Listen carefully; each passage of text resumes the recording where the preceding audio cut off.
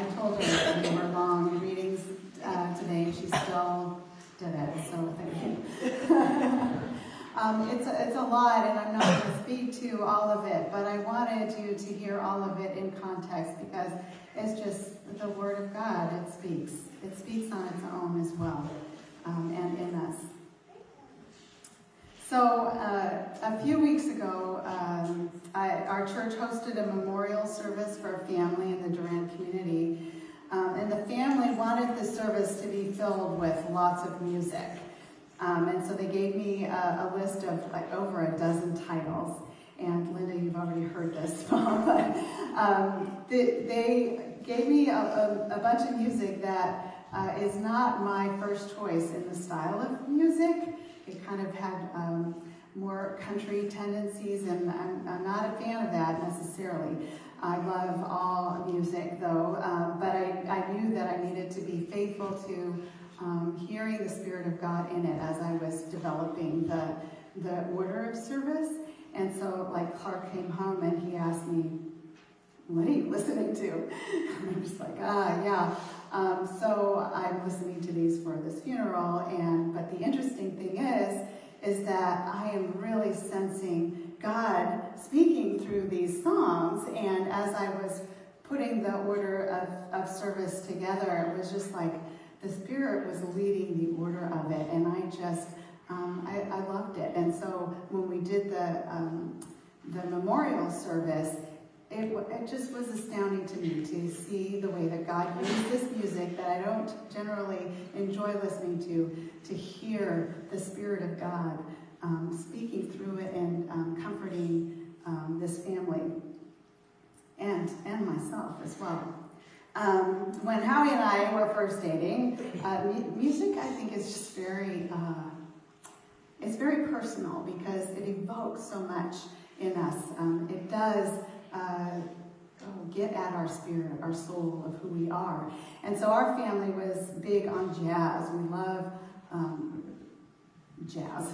A couple of us played in jazz band, and we just really enjoyed it, as well as opera and whatnot, but rap and the Beatles and, just the whole range. But most of my stuff was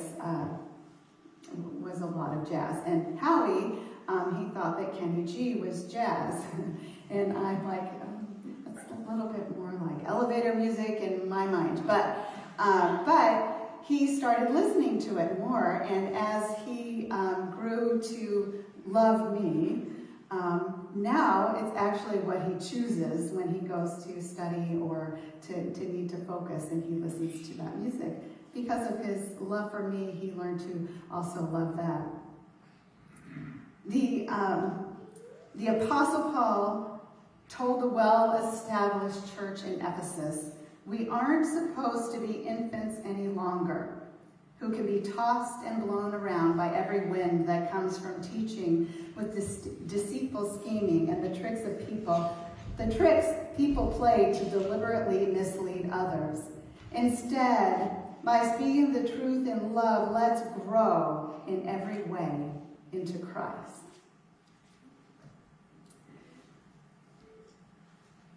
I think this is the most important thing for a church that is established, that is had a long history of discipling and growing with one another, of then continuing to grow.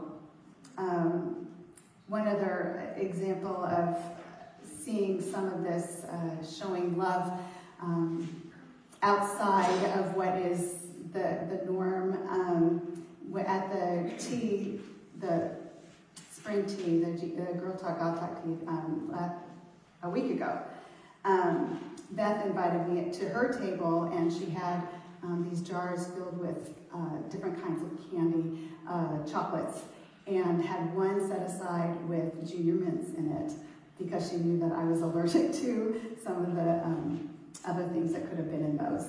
And just what to think beyond just setting up this table, beyond just the way that everything has always run, to think of Mai sitting at her table and doing this special thing for me was just, it was such a gift.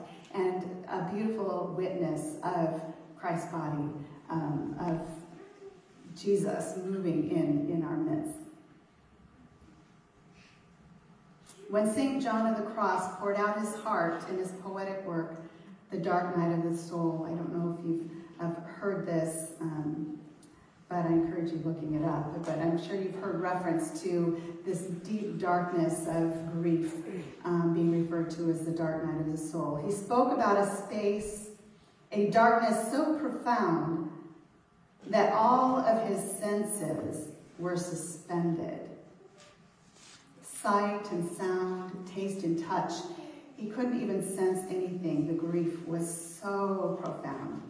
The darkness. Nothing could penetrate the darkness of the grief that he was experiencing, except almost like a back door to the soul, is how he describes it in his beautiful, it was from Spain, so in the Spanish. There was this pinhole of light that could be detected, just an angel's breath, just a teeny bit of a sense of knowing there was God there. But he had to stop fighting all of the other senses he was trying to sense God with. And they vie for our attention, our hunger, the way we see beauty, the way we hear music, the way we taste things, or maybe are allergic to things. Those things, they sometimes overwhelm us by their immediateness, and we cannot see God behind them, in us. The irritations at other people, the discomfort we have with difference in one another, in style, in our routines.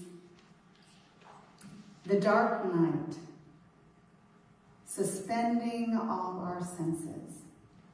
When John quieted his whole being, he could finally sense the presence of Jesus and hear the voice of God, for that the space where the sound ends and the silence begins.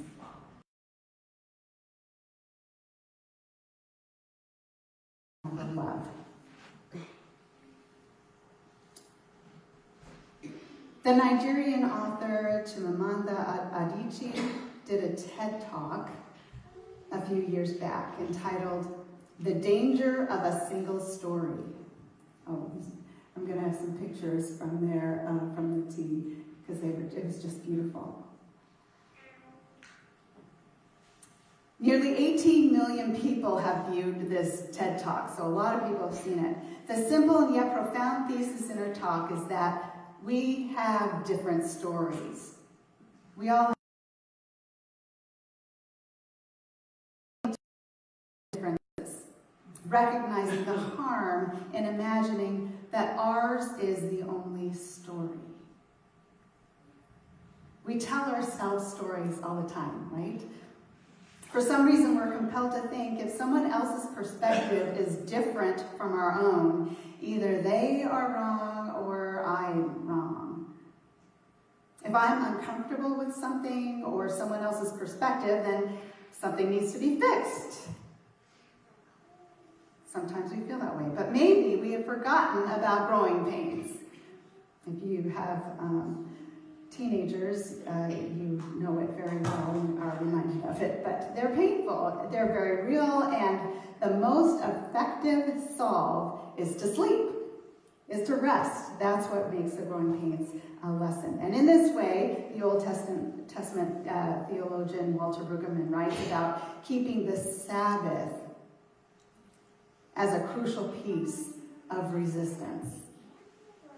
Resisting our irritations, resisting wrongs in this world. Sometimes making a change requires us to take a rest from the fight, internal or otherwise, an internal fight or external one. Sometimes fighting change needs a rest too, because in that rest is a certain freedom. A freedom from being concerned about how that growth might look, which direction it might take. We're free from that when we rest from it. Paul rode on a donkey to Damascus and was prevented from continuing forced to darkness, blinded by the utter purity of light besieging his senses. And it wasn't until he knew the inner light of God's desires, Jesus' love for him and for all people, that the scales fell from his eyes. He had to be blinded first. The United Methodist denomination and a number of First Nations representatives collaborated to begin this Native American Ministries in 1989, so it's been going for a while. Dr. Richard Twist, a member of the Sikangu Lakota Oyate from the Rosebud Sioux Reservation in South Dakota, he asked, when this was all starting, will we be allowed to develop new ways of doing church that honor God's purposes for the creative expression of our cultures? Will new ministry partnerships and coalitions form? Will you help be a part of this wonderful process of reconciliation, restoration, and release? So it's on this third Sunday of Easter that we answer yes. Yes, indeed. It's a special Sunday where our generosity as a church equips and empowers Native American pastors, congregations, and seminary students to do what only they can do: authentically worship and serve Jesus in their way. It's also an opportunity for us to learn, to see them as an example, to see God more fully by seeing God in the way First Nations peoples worship. The way they see God's image revealed in creation through them, in them, and distinctly. Because we have a consuming responsibility to care for creation and our impact on the ecosystem. This creation that was created perfectly, working perfectly until, if only we would keep our eyes clear of avarice, if only we could see what kind of impact we have on our world. And we do, and we're reminding each other even today. Ed de Rosier, a member of the Blackfeet Nation in northwest Montana, is a brilliant example. Despite the fact that they comprise the ancestral lands of hundreds of tribes, few national parks offer visitors a sort of nuanced indigenous view that de Rosier wanted to provide. The Blackfeet want to fix this problem and others in a dramatic way. The tribe is working toward that goal with myriad avenues, including a plan to become one of the few tribes in the country to open its own national park in Montana. So maybe you want to head out that way this summer. It's a way to assert the tribe's place in the region's history, protect its natural resources, and provide new economic opportunities to its members, mostly in Browning, home to approximately 1,000 people and the largest community on the Blackfeet Reservation. It's a beautiful way to show us their love and care for creation while also being supported themselves. Identifying potential biodiversity hotspots, important areas of habitat for bison, etc., to preserve and bring attention to these protected areas by making them part of a scenic tour, preserving and maintaining the land. First Nations peoples regain agency and benefit by revenue rather than being exploited by it. We have many opportunities to visit national parks. And people like those who hail from the Blackfeet Reservation teach the rest of us how to see this land from ancient perspectives, to notice the divine in nature with more nuanced vision. But only if the scales fall off. And seeing in a new way makes other areas open up this new sight as well. When we have open eyes in one area, we begin to have open eyes in others. Mary Oliver invites us to seek delight in plain sight. She says, becoming keenly and consistently aware of what's good and true and beautiful demands a discipline. We must open our eyes, our minds, and hearts and keep them open. It's a way to delight in it. In order for me to be an instrument of peace, to bring peace, to offer it, to disperse it, I must first be at peace myself. And these mindfulness practices that we do here in the services, but also we've been learning to do on our own, are effective tools and habits to cultivate this inner peace and this noticing the owls, noticing, finding out why certain birds would be doing certain things and where. The human experience of awe and wonder is a basic initiating factor for bringing about a form of reflection that represents openness to other perspectives. And this openness is crucial to change. And change is crucial to growth. Without growth, there's only stagnancy and then entropy, the slow, sure process of falling apart. One theater arts scholar used the phrase creative management of difference. Just thought that was so beautiful. She describes the perspective and process needed to nurture a culture of peace in social groupings that invariably experience conflict. We don't always agree in the beginning. But that doesn't mean that we can't creatively think about ways to understand one another and move forward and grow and change.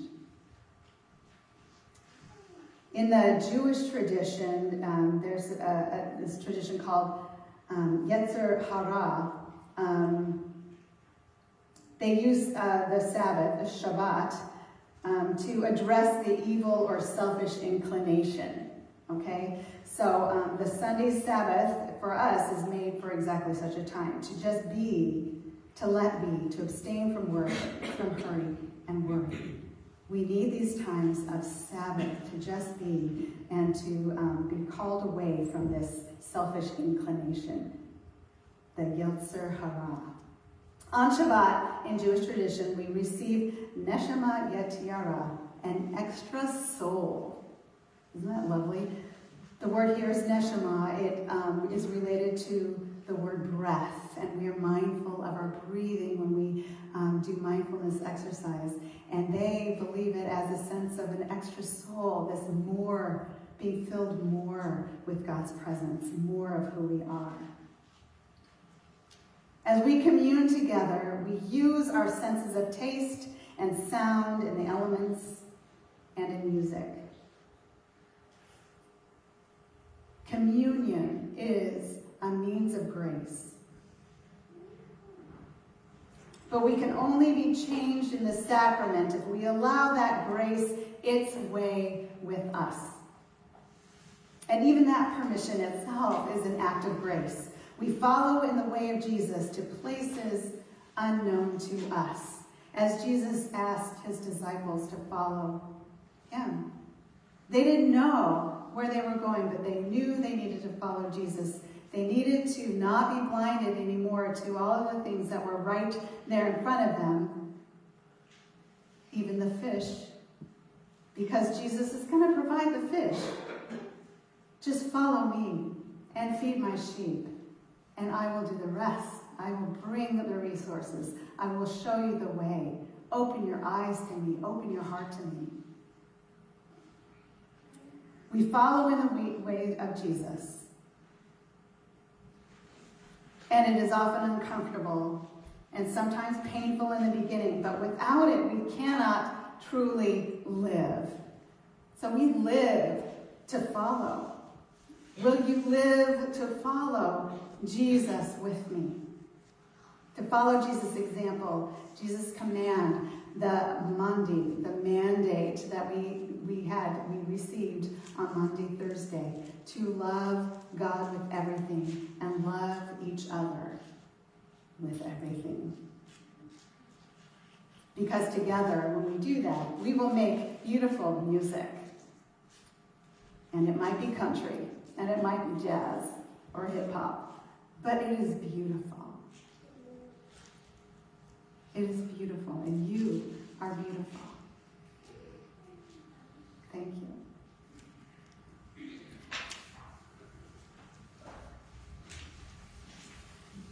So this is the table, not of the righteous, but of the poor in spirit. It is made ready for those who love God and who want to love God more. So come, you who have much faith and you who have little. You who have been here often and you who have not been for a long time or ever before. You who have tried to follow and all of us who have failed. These are the gifts of God for the people of God. And Christ invites everyone to be known and to be fed here.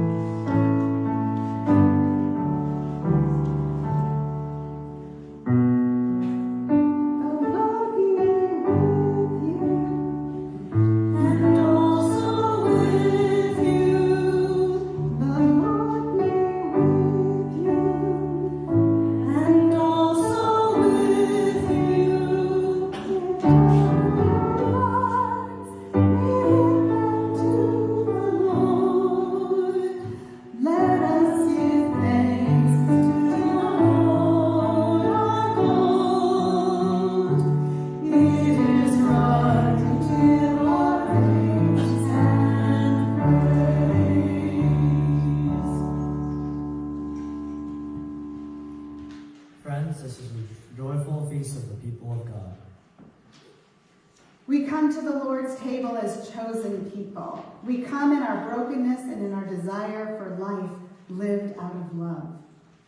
O God, in our inmost spirits, transform our sharing of bread and wine into the opening of us into you, into one another, into creation.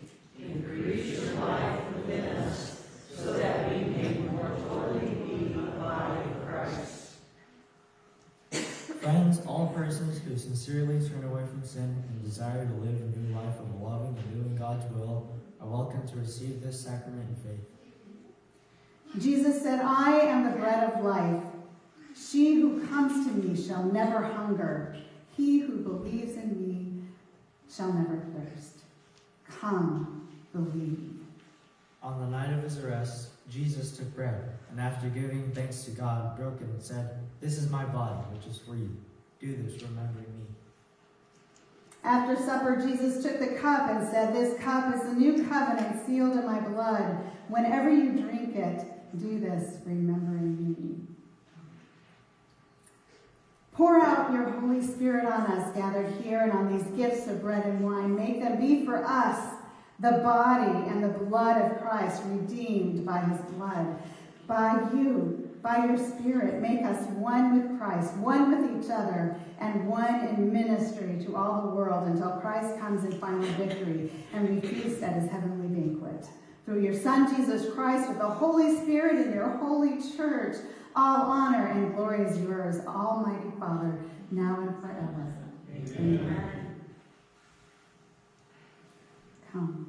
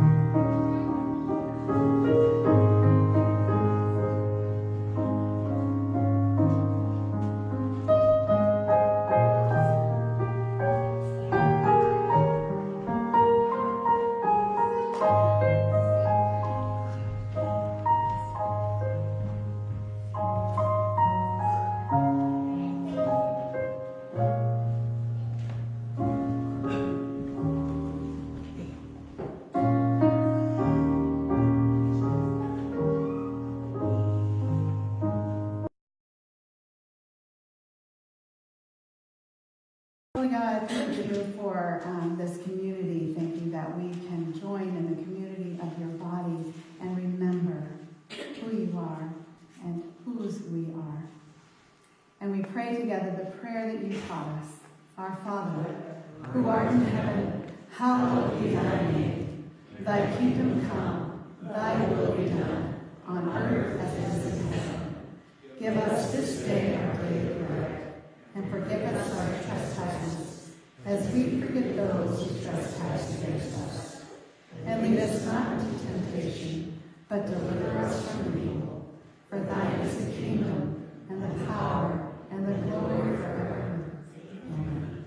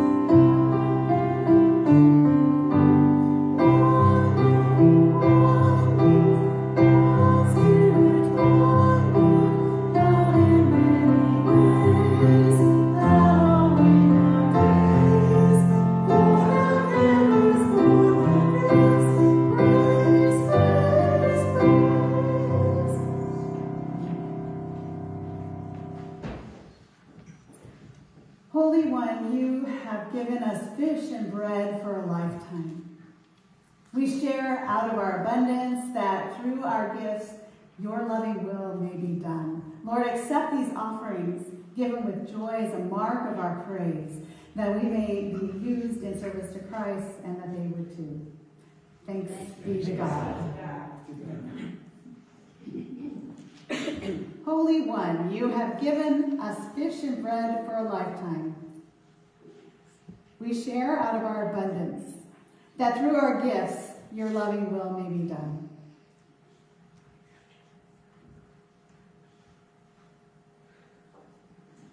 And we do accept these offerings given with joy. Is there another?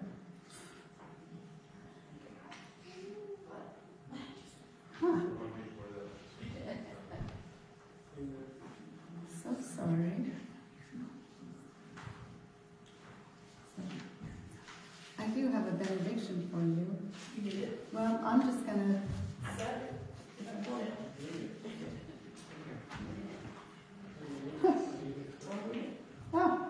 Yes, this is why I wanted to do this one. Let the trumpet sound. Let the voices be raised in celebration. Go into God's world with joy, knowing that God's love goes with you. Be at peace.